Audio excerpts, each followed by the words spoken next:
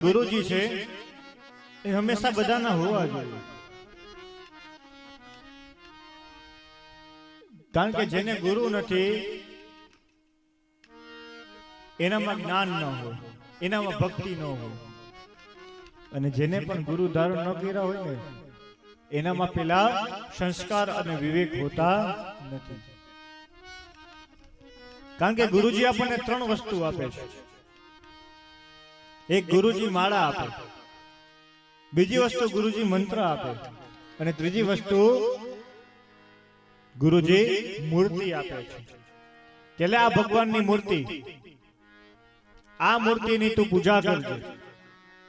પૂજામાં તો કે લે એ મૂર્તિનો તને મંત્ર આપું છું, એ મંત્રનો જાપ કરવાનો, પણ જાપ શેનાથી?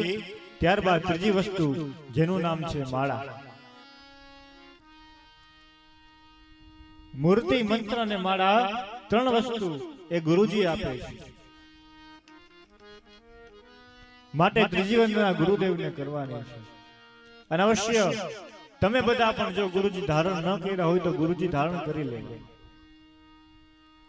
શાસ્ત્રમાં તો શ્લોક આવે છે, કૃષ્ણ વંદે જગતગુરુ.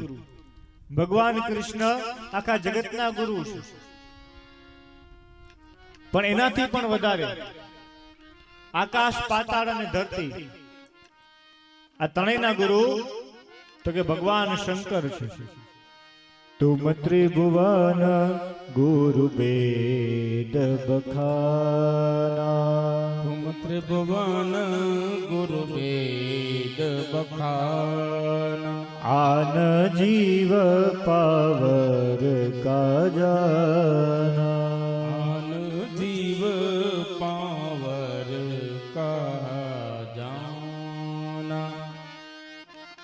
એક ભુવન ને તન ભુવનના ગુરુ ભગવાન શંકર આપ છો, પણ એના સિવાય પણ અવશ્ય ગુરુજી ધારણ કરવા જોઈએ.